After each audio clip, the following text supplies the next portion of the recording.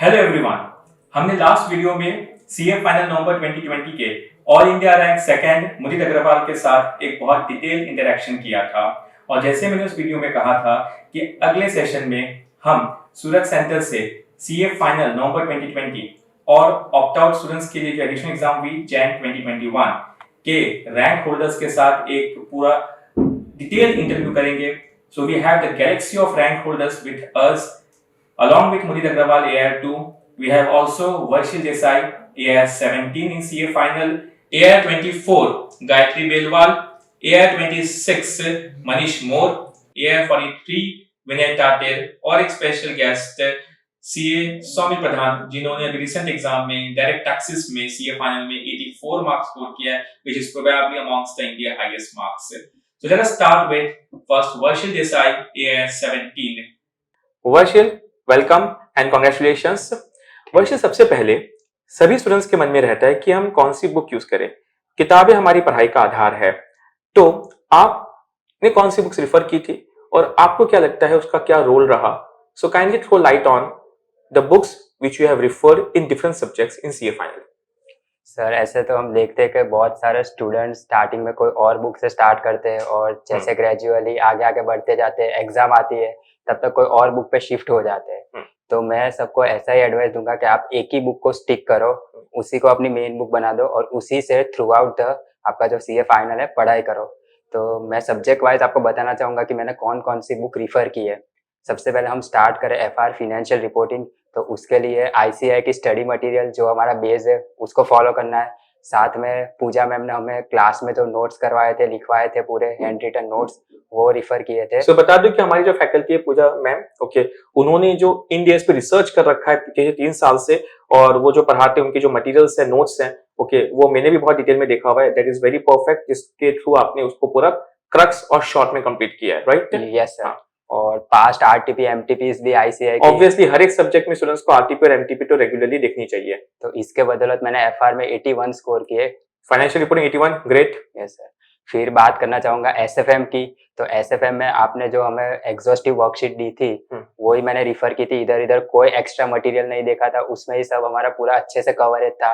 Conceptually पूरा flow में जा रहा था, स्टेप बाय स्टेप, तो वो एकदम एग्जॉस्टिव कवरेज था, तो कुछ और चीज देखने की मुझे जरूरत ही नहीं पड़ी। एसएफएम में बहुत जरूरी है कि बहुत वाइड कवरेज हो, बिकॉज एग्जाम्स में आजकल काफी यूनिक क्वेश्चंस पूछते हैं और हर एक चैप्टर में डिफरेंट डिफरेंट कंसेप्ट्स पे ओके एक प्रॉपर लॉजिकल फ्लो में आपके सम्स की प्रैक्टिस और कवरेज हो, राइट? यस सर, बेसिक से पूरा एडवांस लेके बेसिक से एडवांस तक परफेक्टली। फिर ऑडिटिंग, उसमें मैंने टैक्समैन की पब्लिकेशन यूज की थी और साथ में आईसीआई के क्वेश्चंस भी देख लिए थे। उनके स्टडी मटेरियल में जो चीज कोई चीज एक्स्ट्रा हो जो पब्लिकेशन में ना हो, तो वो भी मैंने कवर अप कर लिया था। फिर लॉ के बारे में बात करूँ, corporate and economic law paper 4 होता है जो, तो उसमें आपने हमें जो कॉर्पोरेट और इकोनॉमिक लॉ की बुक दी है उसे ही स्टडी की थी और साथ में आईसीआई के स्टडी मटेरियल से देख लिया था कि वो प्रैक्टिकल क्वेश्चंस को कैसे आंसर कर रहे हैं, तो उसको इनकॉर्पोरेट करके पूरा मैंने प्रिपरेशन किया। दिस इज इंपॉर्टेंट कि प्रैक्टिकल क्वेश्चंस में जो आईसीआई के जजमेंट्स हैं, आईसीआई कंक्लूजन है, उसको फॉलो करें। कई रेफरेंस बुक में मैंने भी ऑब्जर्व किया कि कॉर्पोरेट लॉ में जो आईसीआई का कंक्लूजन है और रेफरेंस बुक का कंक्लूजन अलग हो जाता है। सो लैंग्वेज आप अपने हिसाब से टेक्निकल लैंग्वेज को सिंप्लीफाई करें, बट जो फ्लो है, जो कंक्लूजन है, वो आईसीआई को फॉलो करें, it is better. Yes sir, exactly. फिर एससीएमपीई में मैंने आपने जो हमें थियरी बुक दी थी पूरी अच्छे से बनाई हुई और साथ में प्रैक्टिकल बुक दी थी जिसमें सब क्वेश्चन अलग अलग टाइप के कवर थे, वो फॉलो की थी। और साथ में आईसीआई की केस स्टडी बुक है। ऑब्वियसली न्यू सिलेबस में एससीएमपी में केस स्टडीज के ऊपर काफी ध्यान देना है और आईसीआई के सभी केस स्टडीज को डिटेल में सॉल्व करना है और प्रैक्टिकल क्वेश्चंस को भी एक बैलेंस वे में कवर अप करना है along with theory. First of all theory is important and then we have to move ahead. Yes sir, तो उससे प्रिपरेशन की थी। हाँ। फिर इकोनॉमिक लॉ में मैंने इलेक्टिव में इकोनॉमिक लॉ ऑप्ट किया था, तो उसमें आईसीआई की स्टडी मटेरियल यूज की थी, पास्ट पेपर सॉल्व किए थे ताकि पता चले कैसे केस स्टडी को अटेम्प्ट करना है, बड़ी बड़ी केस स्टडी को। और साथ में अपने नोट्स भी बना के रखे थे इंपॉर्टेंट एस्पेक्ट के। वो ओपन बुक है, फिर भी टाइम कम पड़ता है, तो quickly we can refer it and attempt the questions. फिर डीटी में सर आपकी बुक वो बेस्ट है, पूरा लॉजिकली फ्लो होता है, प्रोविजन के नीचे छोटे छोटे एग्जाम्पल है, तो उससे पूरी अच्छे से क्लैरिटी आती है। और जब सब प्रोविजन इकट्ठा हो जाते हैं तब लोगों को कंफ्यूजन स्टार्ट होना हो जाता है कि अभी प्रैक्टिकल क्वेश्चन कैसे अटेम्प्ट करें। तो वो जो हमारी बुक है उससे बहुत बहुत ज्यादा मुझे क्लैरिटी हुई थी ताकि सब मिक्सअप ना हो जाए और कॉन्सेप्ट क्लियर रहे। राइट। ऑब्वियसली उसमें बहुत हार्ड वर्क किया हुआ है मेरा, और उसके साथ साथ बता दूं कि टेक्समैन से जो मेरे भी बुक रिलीज हुई है वही पूरा कंटेंट टेक्समैन से भी पब्लिश हुआ है, which is available across India. Yes sir. फिर आईडीटी में आईसीआई की स्टडी मटेरियल बेस रखी थी, उसको रिफर किया था, अच्छे से किया था। और हमारे जो प्रमोद सर है उन्होंने कस्टम में हमें नोट्स दी थी, चार्ट्स दिए थे, उनके हैंडमेड थे पूरे सब, तो वो रिफर किया था और कस्टम की प्रिपरेशन उसमें से की थी। तो पूरा एग्जॉस्टिव अच्छे से हो गया था। और आईसीआई के पास्ट आरटीपी एमटीपीज तो हमें सॉल्व करनी ही है, तो प्रैक्टिकल थियोरेटिकल एकदम अच्छे से प्रिपेयर हो गया था। So what I understand, ICI materials, RTP MTP plus जहां पर भी आपके फैकल्टी ने आपको बहुत अच्छे से प्रॉपर नोट्स दिए हैं, you assess it if it is exhaustive and complete, you stick to it and don't change your books frequently. Yes, right? sir, exactly. And any more advice you want to give to the CA final aspirants? Sir, please write papers. You try to have some written practice, because हमारे mind में जो चीज होती है वो हम direct exam में नहीं लिख पाते हैं। तो इतना ही सजेशन रहेगा कि आप टाइम निकाल के लिखो, प्लीज लिखो, तभी आप अच्छे से कर पाओगे। क्रिकेट में भी लोग नेट प्रैक्टिस करते हैं। Okay, every sports require a practice. So why not in one of our biggest tournament, that is our CA final, और उसकी practice भी ना हम जाएं, that is not good. So there must be a rehearsal of it.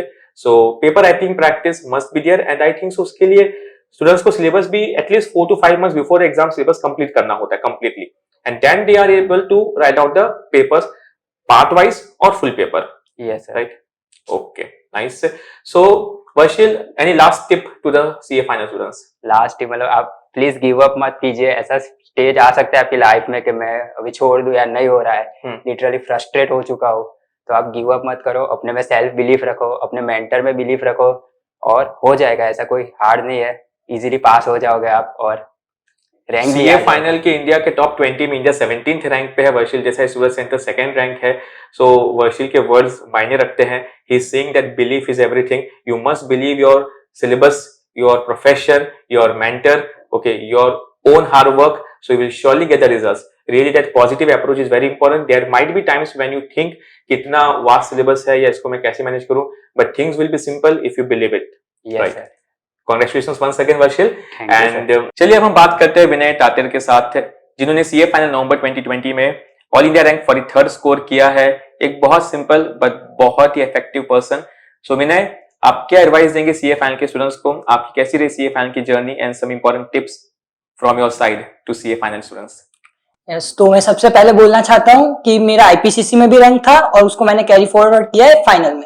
पहले मेरा focus क्या होता था, तो मैंने एक टारगेट सेट कर रखा था कि मेरे को सारे सब्जेक्ट में एग्जामिनेशन लाना है, आईपीसीसी में भी और फाइनल में भी। मेरा टारगेट यही था कि अगर मैं सब में 60 स्कोर कर लूंगा तो ऑटोमेटिकली मेरा एग्रीगेट अच्छा हो जाएगा कि मैं अच्छे मार्क्स से पास होऊंगा और रैंक आ जाए तो बोनस है। मेरा टारगेट यही था कि सब सब्जेक्ट को इक्वली पढ़ो, 60+ स्कोर करो, एग्जामिनेशन लाओ। क्योंकि कितने लोग ऐसा सोचते हैं, ऐसे कुछ मेरे फ्रेंड्स भी है जिनका एग्रीगेट की वजह से वो पास नहीं हो पाए।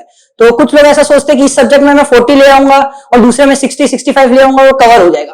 पर होता क्या है कि उसमें तो शायद 40-45 आ जाते हैं, पर दूसरे में भी 50 के अराउंड रह जाते हैं, तो एग्रीगेट नहीं बन पाता है, आपका ग्रुप क्लियर नहीं हो पाता। तो मेरी एडवाइस यही है कि एटलीस्ट आप 60 का टारगेट रखिए सब में, फिर अगर आपके सब में 50-50 आ जाए, 50 के अराउंड, तो आप क्लियर कर सकते हो। हमेशा थोड़ा टारगेट एग्जामिनेशन का रखिए, 40 का नहीं रखना है अपन को कि किसी भी सब्जेक्ट में अपने 40 ले आएंगे कि मेरा वीक सब्जेक्ट है, सब में अच्छे से प्रिपेयर करना है और 60 की ट्राई करनी है। बिल्कुल, और आप 60 का टारगेट करते हुए ऑल इंडिया रैंक लेकर आए दोनों एग्जाम में। Very good. और कोई खास एडवाइस? और आपका भी प्लेसमेंट भी हो चुका है, राइट, आईसीआईसीआई बैंक में। So how was your placement experience और रैंक का क्या फायदा था प्लेसमेंट में? तो प्लेसमेंट एक्सपीरियंस बहुत अच्छा था। रैंकर्स को हमेशा थोड़ा प्रेफरेंस मिलता है पैकेज वाइज भी, और जब भी आपका वो रैंक देखेंगे रेज्यूमे में तो आपके लिए थोड़ा इजी होगा। तो पैकेज वाइज अगर मैं बताऊं तो कुछ कंपनी में ऐसा होता है कि वो थोड़ा डिफरेंशिएट कर देते हैं रैंकर्स को नॉन रैंकर्स को, और कितने में नहीं होता है। तो जैसे कि आईसीआईसी बैंक में मेरा लगा, वो नॉन रैंकर्स को 10 CTC दे रहे थे और रैंकर्स के लिए उन्होंने 16 CTC ऑफर किया। So you got 16 CTC. Yes. And you are placed there. Yes. So congratulations. Okay. Thank you. So very superb beginning to your career. Yes. So you are placed in which city now? Ahmedabad. Ahmedabad, अपने गुजरात में ही हो। Yes. Right. Very good and congratulations Vinay. So such a beautiful smiling face और मजे से विनय। So any last tip to the CA final और CA students जो starting भी कर रहे CA की पढ़ाई, उनके लिए भी कुछ खास एडवाइस देना चाहोगे? तो मैं यही एडवाइस करूंगा कि आप कंटिन्यूअसली स्टडी करिए। अगर कभी ब्रेक भी आ जाता है तो ऐसा नहीं कि अब मैं नहीं पिकअप कर पाऊंगा, हमेशा फोकस रहिए, थोड़ा अपने स्टडी के लिए टाइम निकालेंगे आप हमेशा, थोड़ा थोड़ा थोड़ा, तो थोड़े थोड़े करके आप इजीली अचीव कर पाओगे, और लास्ट में आपका इजी रहेगा बहुत। जब आप प्रिपेयर कर रहे होंगे, आपके रिवीजन के लिए आपके पास काफी टाइम होगा, तो मेरी एडवाइस यही है कि आप कंटिन्यूअसली स्टडी कीजिए। ग्रेट। सो विनय की बात आई होप सबके लिए बहुत ही इंपॉर्टेंस रखेगी। And now let us move on with CA final की जो extended exam opt out students के लिए हुई थी, जिन्होंने बहुत स्ट्रगल और प्रॉब्लम फेस किया था ड्यूरिंग दैट पीरियड, उसमें let us go on with AI-24 Surat centre first ranker Gayatri Belwal. Gayatri, congratulations! And even in the situation of COVID, quarantine, and all those struggling and all times, you managed to get an All India rank in CA final. So, what advice will you give, and what was like all about your journey of CA final? First of all, thank you, sir. One thing I'll particularly like to say is it's extremely difficult to pull through these 3 years without taking time for yourself, you know, like what do you choose to refresh yourself? I have seen my friends, you know, falling into vortex of watching YouTube videos hours after hours, scrolling down. So it's very important what you choose. Like, I used to read a lot. I read book like for 45 minutes when I woke up and before I went to sleep. It did not only help me, you know, clear my mind, it was very fulfilling, and also it helped me to build my language, which I think was very, very helpful while writing, either it was SCMP paper or audit or law, because, you know, that time I did not have to think about framing my sentences. I was thorough in my language. The only thing I had to worry was about my, you know, technical background or what it was. And also other thing which I would really like to tell people is to have somebody by your side who will motivate you, like your friends who are equally determined as you, who are equally motivated as you know, to study. Like I had my friend, we studied together. Every day we would discuss what we would study. We would console each other if we did not achieve our goals, and also congratulate each other if we achieved it. I got 24, he got 26, so it was a very, very pleasant surprise. Also reward yourself even if you achieve small goals. So like अगर आज 10 sum हो गए, then also reward yourself. अगर आज पूरे 2 chapter हो गए DT के, then also reward yourself. Rewarding yourself in these times is also, you know, very important. सिर्फ पढ़ाई से नहीं होगा. Also take out time for yourself. Mental health is very, very important.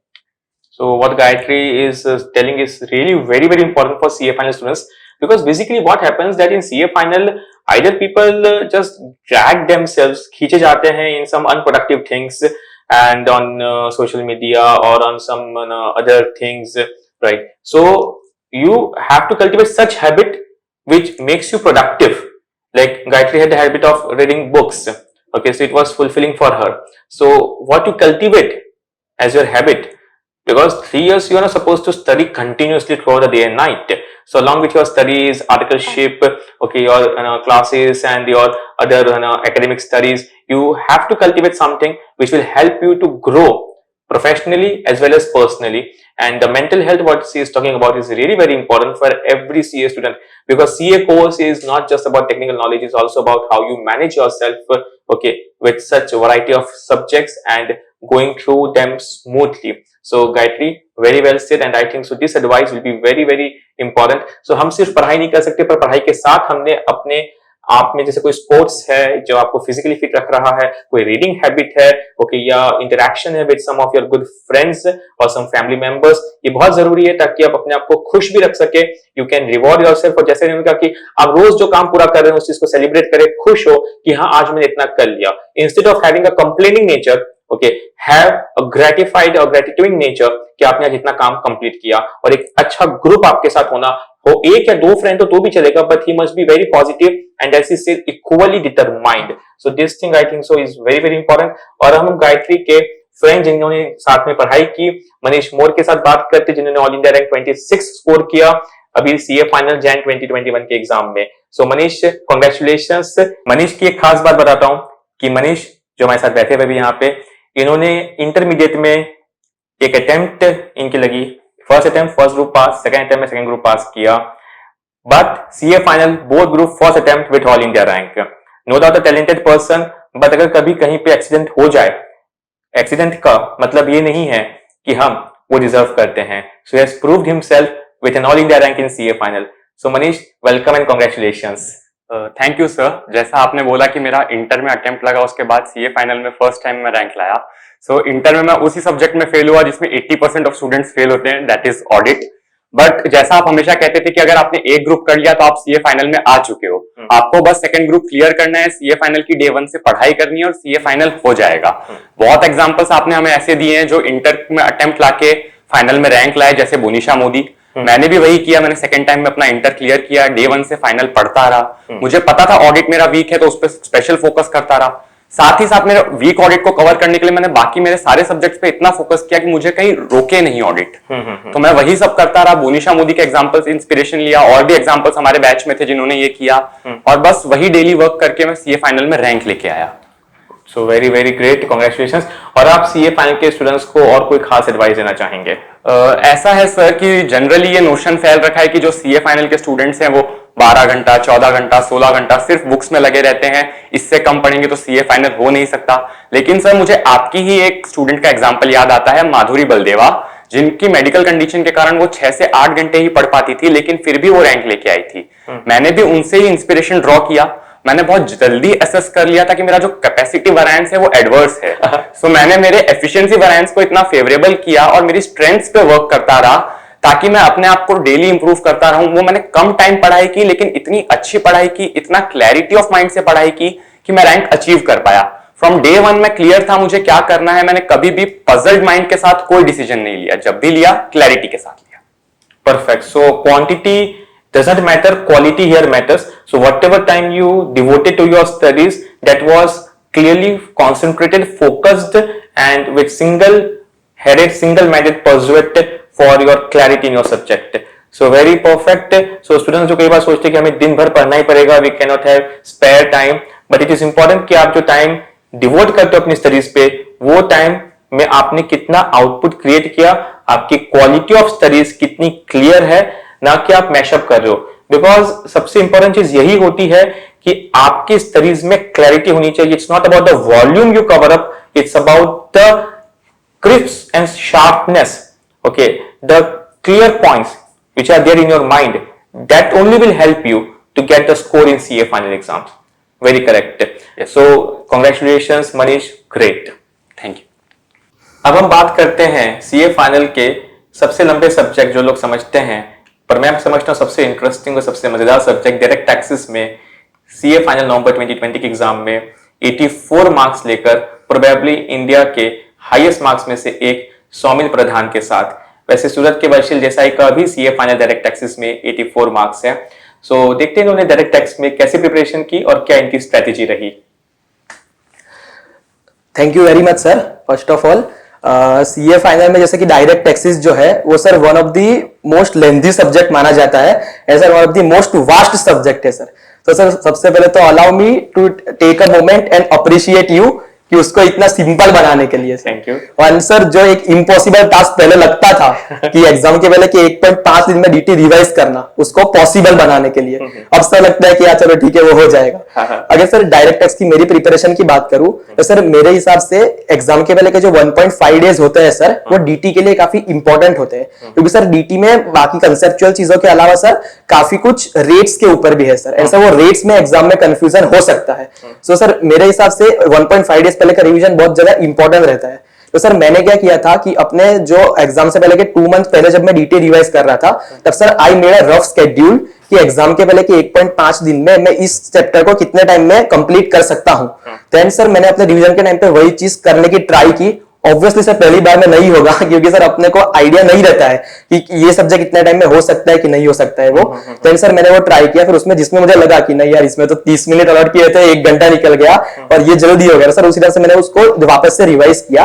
And sir ऐसे करके मैंने एग्जाम के पहले के 1.5 डेज तक सर वही फ्लो में पढ़ा था पूरा।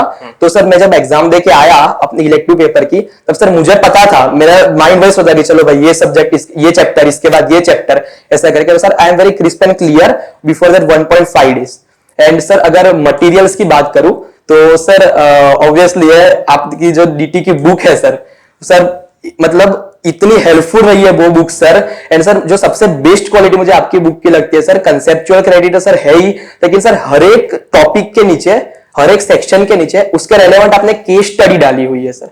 मतलब सर केस स्टडी को याद करने के लिए स्पेसिफिक एफर्ट नहीं देना पड़ता कि यार ये केस स्टडी कौन सा सेक्शन की है, वो नहीं करना पड़ता। अपने वो रीड करते हैं सर, एग्जाम में वही फ्लो में याद आता है कि हाँ चल इसके नीचे ये केस स्टडी थी तो केस स्टडी कोट कर दी। सर वो चीज कहीं ना कहीं आपको बेनिफिट करती है।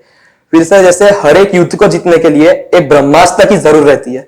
वैसे सर आपकी सीए फाइनल की जो मेन बुक है उसको स्टडी करने के बाद सर मैं ब्रह्मास्त्र पे आना चाहूंगा, वो है सर आपकी समरी बुक।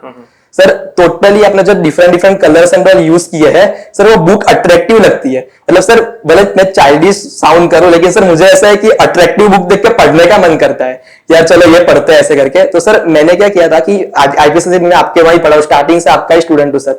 तो सर मैंने आईपीसीसी में आपने जो नोट्स बनवाए थे ना वो सर एकदम संभाल के रखे थे। मैंने सर उसमें इंपॉर्टेंट अमेंडमेंट्स किए, जो अभी रिसेंट आपने पढ़ाया था उसके ऊपर नए नोट्स भी बनाए। एंड सर वो नोट्स प्लस आपकी समरी बुक इसका एक पैकेज मैंने रखा था, और वो पैकेज 1.5 डेज जो मुझे एग्जाम के पहले मिले थे उसमें से मैंने फुल यूज किया। And sir with those things I am able to achieve this kind of marks in direct taxes. Sir अभी भी मतलब मैं आपको बहुत थैंकफुल हूँ कि सर आपने वो समरी बुक बनाई स्पेसिफिक हमारे लिए, सर वो हमें बहुत यूजफुल रही। पर मेन बुक को भी पूरा एकदम काटापीटी करके एकदम सब तैयार कर दिया होगा अच्छी तरह से। हाँ सर, जब पहला रीडिंग था ना वो सर आपकी मेन बुक से ही था, फिर उसके बाद सर 1.5 डेज में जो रिवाइज करना होता है, फिर सर जो समरी बुक में जो चीजें नहीं थी वो थोड़ी वहां पे लिखी, ऐसा करके सर पूरा एक मटेरियल तैयार किया था कि 1.5 डेज में यही फ्लो होना चाहिए। एंड सर वो जो 2 महीने पहले एक रिहर्सल की थी मैंने, वो सर बहुत काम आई एग्जाम के 1.5 डेज में। Great great great. So Saumil का कहना है कि आपने अपने पूरे सब्जेक्ट एकदम सॉलिड तैयार किया, मेन बुक से पढ़ना, केस स्टडीज, जो जजमेंट्स होते हैं, जुडिशियल डिसीजंस, काफी लोग उसको अलग से पढ़ते हैं, पर अगर आप सेक्शन के साथ उसको पढ़ रहे हैं तो कभी एग्जाम में अगर कोई क्वेश्चन आ रहा है तो उसमें प्रोविजन के साथ साथ हमें कौन सी जुडिशियल डिसीजन को उसमें अप्लाई करना, यूज करना, we can connect it directly. So आपके प्रैक्टिकल क्वेश्चंस, केस स्टडीज और सेक्शंस के provisions, they should be studied together and not separately. Even summary book में भी हमने प्रोविजंस के साथ साथ ही अपने जुडिशियल डिसीजन जो केस स्टडीज है उनको रखा हुआ है, राइट। सो एक लोग इनको वैसे बता रहे थे कि जब रिजल्ट आया तो लोग आपको पूछे थे पास हुआ कि नहीं हुआ, समथिंग लाइक दैट, कुछ ने मजाक भी कर दिया था, राइट। सो है ना, वो एक इमेज इनकी बहुत कहते हैं ना मिस्टीवियस एंड मस्त बंदे की है, but really he scored very well in CA final with 84 marks in direct taxes, right. So congratulations Saumil, great and best wishes for a wonderful career ahead. Thank you very much sir. अब हम बात करते हैं CA final नवंबर 2020 के AIR2 मुदित अग्रवाल से। वैसे हमने इनके साथ एक कॉम्प्रिहेंसिव इंटरव्यू लिया था, बट चलिए आज हम कुछ स्पेसिफिक बात करते हैं। So welcome Mudit and congratulations again. Thank you sir. And कुछ specific advice to CA final students. Sir specific advice में जैसे एक इकोनॉमिक लॉ का पेपर है, मैंने इलेक्टिव में इकोनॉमिक लॉ ऑप्ट किया था, तो उसमें क्या होता है ना सर, केस स्टडी बहुत बड़ी बड़ी होती है, तो अपने को जो 15 मिनट्स का रीडिंग टाइम मिलता है उसमें सारी केस स्टडीज पढ़ के और कौन सी अपने को एलिमिनेट करनी है और कौन सी अपने को अटेम्प्ट करनी है वो डिसाइड करना काफी लोगों के माइंड में पजल रहता है कि हम कैसे करेंगे ये। तो उसके लिए मैंने क्या स्ट्रेटेजी अडॉप्ट की थी कि मैंने 15 मिनट्स जो रीडिंग टाइम है वो प्लस 5 to 7 मिनट्स और वो मिला के मैंने 2 केस स्टडीज पढ़ ली थी, एंड देन उसमें कंपेयर किया कि मुझे कौन सी ज्यादा आती है, वो अटेम्प्ट कर ली।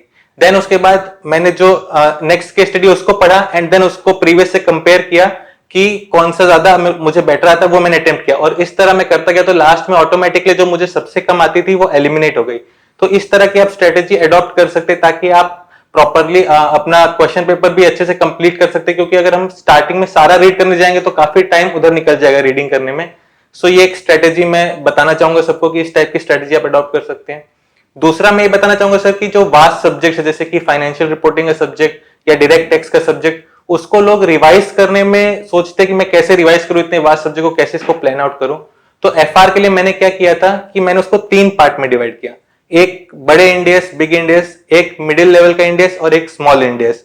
बिग इंडेस में जैसे कि इंडेस 115 हो गया या इंडेस 116 हो गया जो अभी नया आया है, ये जो मतलब काफी लेंदी, CFS हो गया, बिजनेस कॉम्बिनेशन हो गए, तो ये जो काफी टाइम लेते बड़े इंडेस हैं। एंड देन उसके बाद मिडिल लेवल में जैसे कि इंडेस 19 हो गया, इंडेस 102 हो गया, इंडेस 33 हो गया, एंड देन स्मॉल इंडेस में इंडेस 8, 10 जो छोटे इंडेस, इंडेस 2 इस टाइप के।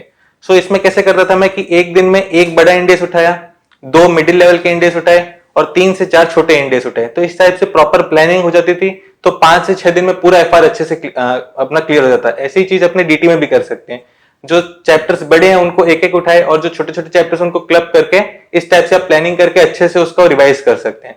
सो ये दो स्पेसिफिक एडवाइस मैं देना चाहूंगा स्टूडेंट्स को कि मतलब मैंने ये अडॉप्ट किया था कि आप भी इस टाइप के अडॉप्ट करके अपना अच्छे से प्रिपरेशन कर सकते हैं। और लास्ट में टिप सर ये देना चाहूंगा कि काफी मैंने देखा है कुछ स्टूडेंट्स होते हैं वो बहुत लाइटली लेते स्टडीज को और उसके कारण काफी इग्नोरेंट रह जाते, काफी उसमें मेहनत नहीं कर पाते। काफी स्टूडेंट्स होते हैं वो बहुत ज्यादा मतलब उसमें डर जाते हैं, बहुत ज्यादा फियरसम हो जाते हैं, तो उस कारण बहुत ज्यादा उनको स्ट्रेस हो जाते हैं। तो मैं क्या सजेस्ट करना चाहूंगा कि आप एक बैलेंस फियर जैसे रखें, मतलब देखिए थोड़ा फियर होना बहुत जरूरी ताकि अपने उस स्टडीज की तरफ कंसर्न रहें। सो मैं यही कहना चाहूंगा कि आप थोड़ा अपने आप को बैलेंस रखें ताकि हम हमेशा स्टडीज की तरफ कंसर्न रहे, ताकि आप हमेशा उसमें लगे रहें। सो लास्ट यही बोलना चाहूंगा सर मैं। सो मुदीत ने आपको एडवाइस दी कि आप स्मार्ट स्टडी करें और सेकेंडरी आप जब पेपर्स अटेम्प्ट कर रहे हैं तो आपको दो में से एक क्वेश्चन तो अटेम्प्ट करना ही है, you are not going to leave 2 questions. So understand this thing that दो ही खाली अगर इवैल्यूएट कर लेते हैं instead of going through all the 6 case studies, so we can proceed without wasting time on all the case studies at once, right. Secondly what he said that थोड़ा सा fear होना जरूरी है पर इतना भी ना डरे कि कुछ ना करें, right. And as he said कि आप रिवाइज जब करें तो आप कुछ बड़े और कुछ छोटे टॉपिक्स दोनों का कॉम्बिनेशन रखेंगे तो आपके दोनों कॉम्बिनेशन आपको बैलेंस रखेंगे आपकी पढ़ाई में। So balanced approach, systematic approach, smart study, try to understand कहां पर क्या स्ट्रेटेजी अप्लाई करनी है, because I always say CA studies is not just about technical things, it's also about how you manage your studies. So very good Mudit, thanks, congratulations once again.